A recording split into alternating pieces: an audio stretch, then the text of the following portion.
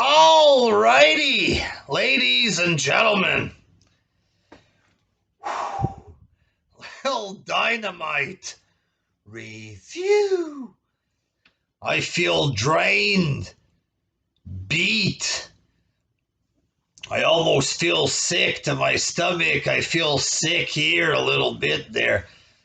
After watching the show, I feel like it just sucked the whole life right out of me there. These AEW nerds like video games or whatever. I feel like Shang Tsung just ripped my soul right out of me there. I just feel dead, drained. I'm fucking drinking coffee, folks, to try to wake up to do this. It's just 9 o'clock right now. I feel like I haven't slept in a week, for God's sakes.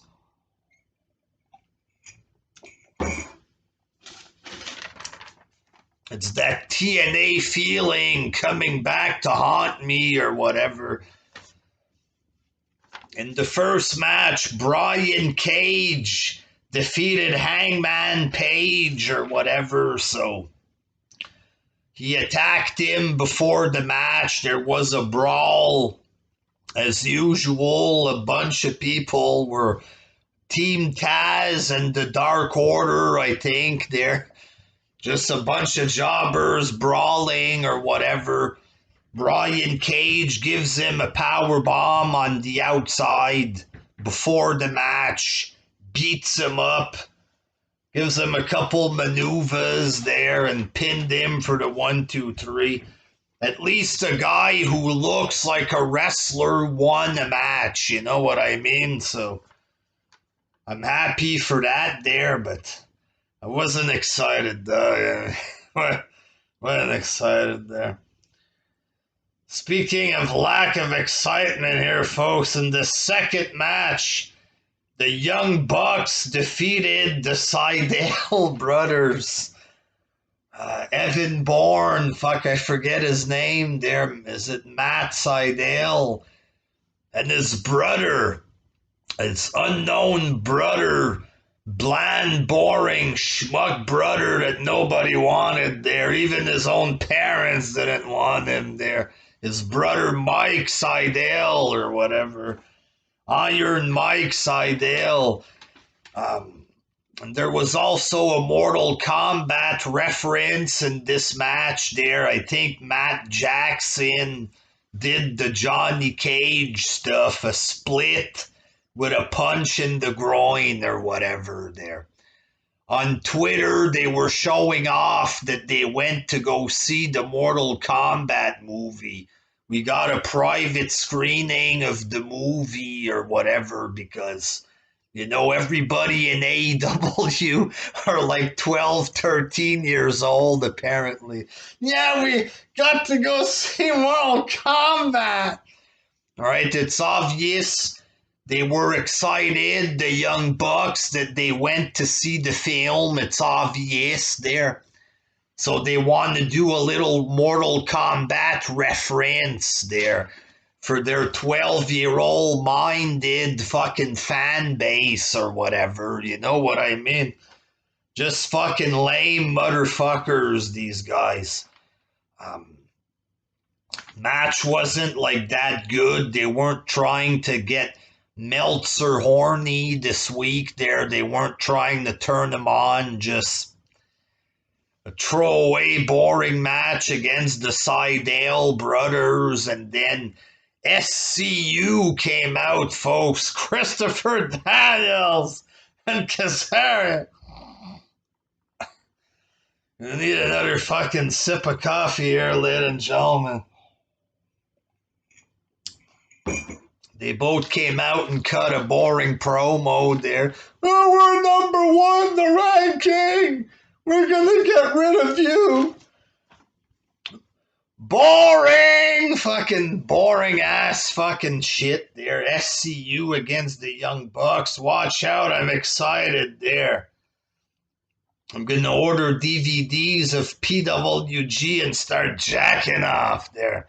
I'm excited for shitty indie wrestling there.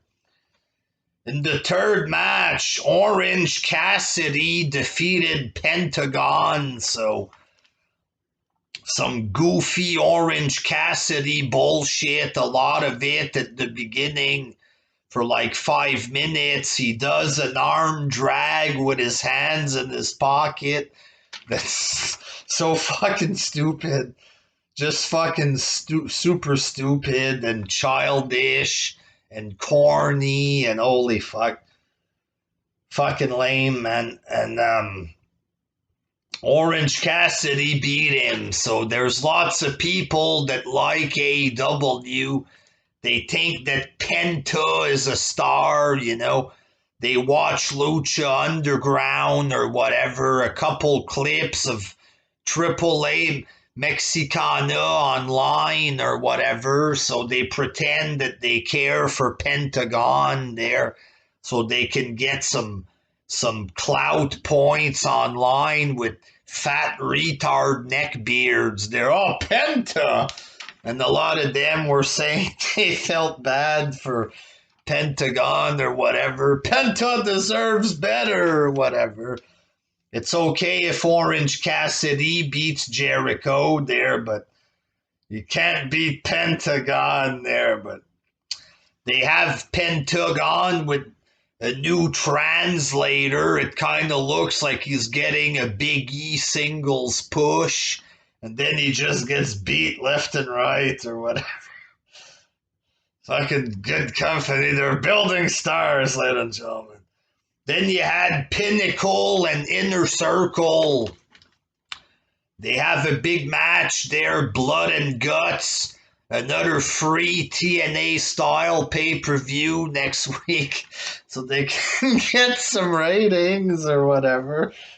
They need to try to get back over 1 million, folks. I mean, 1.2, they were on top of the world, ladies and gentlemen, and then back 800,000 something. That's because Biden. Yes, Biden was speaking yesterday. You know what he said? He said AEW sucks, is what Biden said. You think AEW can compete with McMahon? Come on, man. Come on. So the Pinnacle there, I can't get excited for this realistically because this group was created like fucking 2 weeks ago or something.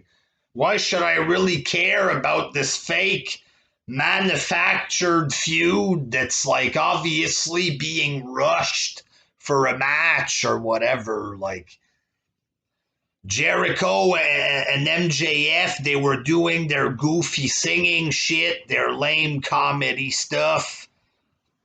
He turns on Jericho with his new group. The group fucking Jericho gets his revenge the following week. And like 2 weeks later, they have a match already. Like, this group just came into existence. Oh, 2 big groups, the Pinnacle. Pinnacle isn't a big group.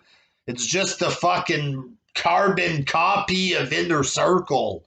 The same kind of shit. 2 talkers, a tag team on each side. They each have a big guy or whatever. And they have fucking throwaway Sean Spears. This isn't a big group. It just fucking formed and it's worthless. It's just a shitty knockoff of the other group. Like, I have no idea why I should give a fuck or pretend to be excited for this. And, like, the storyline don't even make sense. Like, there's no real build-up for this. Like, if it was in WWE, there'd be a couple months of build-up before a big War Games match, or any company would have a real build-up. Like, they just formed a group 2 weeks ago, please, fuck. And then you had, apparently Eddie Kingston wanted to fight against Kenny Omega, but Kenny sent out his goon, Nakazawa, instead. Kingston comes out. He says he doesn't want to do sports entertainment. with Nakazawa. I'm not doing that sports entertainment stuff. You're so fucking edgy, bro. Oh my god. He doesn't want to do sports entertainment there. Oh man. And then Omega comes out or whatever, starts talking to him. We're mad at you, blah blah blah. Nakazawa hits him with a laptop. Kingston gets the upper hand, knocks him out, puts a chair around his leg. Come here, or else I'm gonna break his leg. I'm gonna break his leg. And then Kenny says, oh, go ahead, break his leg. We have another goon, Brandon Cutler or whatever. And, oh, that's Brandon Cutler, the lackey of the Young Bucks. That's how you get people over there, the lackey of the Young Bucks or whatever. Moxley comes out. There's some more brawling or whatever. Then it's Moxley and Kingston in the ring. They put a chair around Omega's leg. And then Don Callis comes out. No. Oh, we're going to break his leg unless we get a match. All right, anything you want. I'll give you anything. Don't break his leg. Tell him what we want, Mox. And we want a tag match with Kenny and his friend with Computer. Like if it was real, let's say this was real, and Callis says to Eddie Kingston, I'll give you anything you want, wouldn't he say, give me the world title next week or whatever, Kingston against Omega, or give a rematch to Ambrose, you know what I mean? Something like this. I'll break his leg if you don't get, I'll do anything you want. I want a shitty tag match against Omega and a fucking jobber or whatever. Like, this just seems so fucking fake, so stupid, such bad acting here, such painfully obvious, fake, retarded, bad acting. You know what I mean?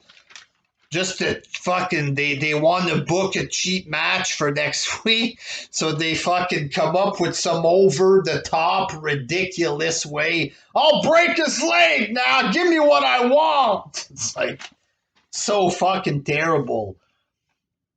Fourth match, Chris Statlander defeated Penelope Ford in the throwaway women's match there. Fifth match, The Factory defeated the Nightmare Factory, the Nightmare Family. So that's QT Marshall and Jobbers going up against other fucking jobbers, a bunch of fucking jobbers there. QT Marshall and his team wins, and then Cody Rhodes comes out of a bus or a truck or whatever it was there, because Cody and QT have a big feud, boy. They're talking about this like it's a big feud again. QT Marshall turns on him randomly just like that a few weeks ago, and like, this is nothing. It's fucking garbage. It's throwaway fucking garbage. They're friends in real life. He's having a match with him because it's his friend. That's it. QT Marshall don't belong there, like, as a wrestler on TV. He's just Cody's friend. You know what I mean?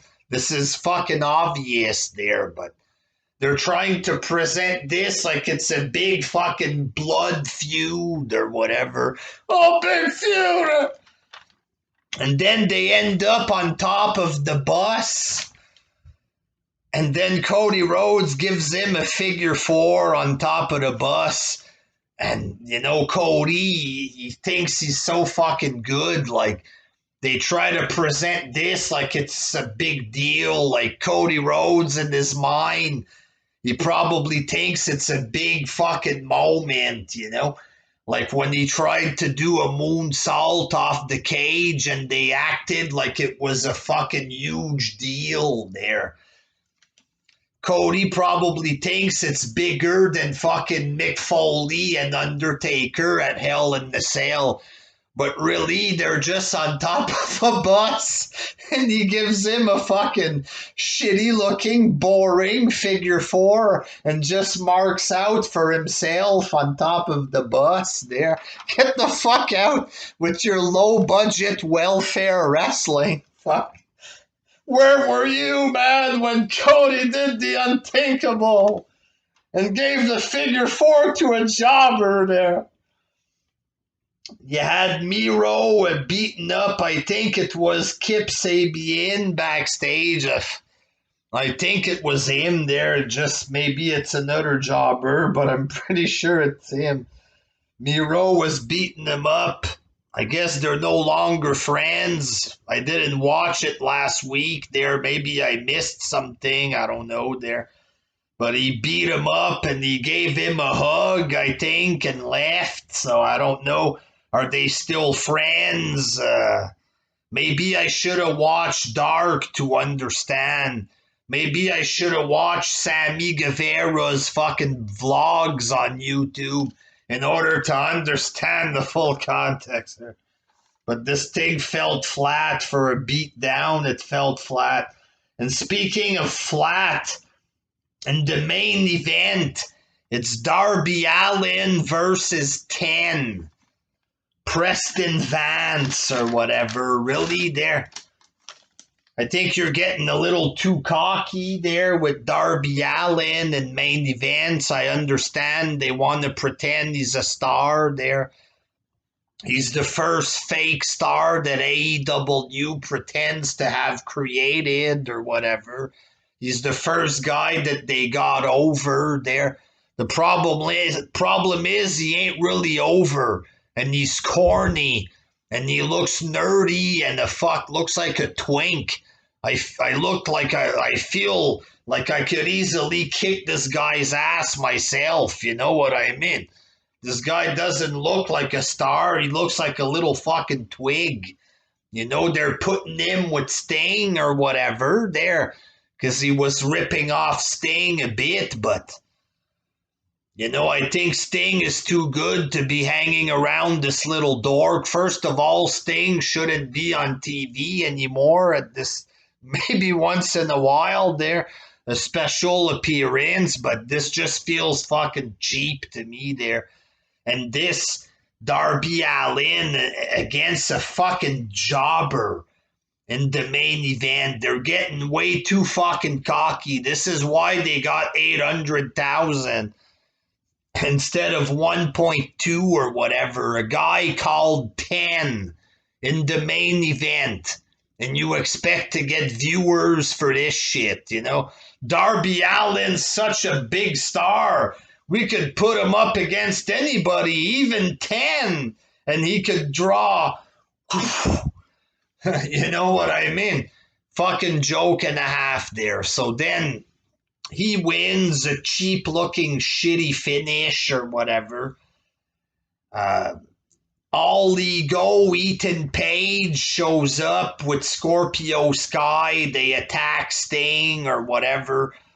Like, Scorpio Sky kicks Sting, a chop block, and then a kick in the back of the knee.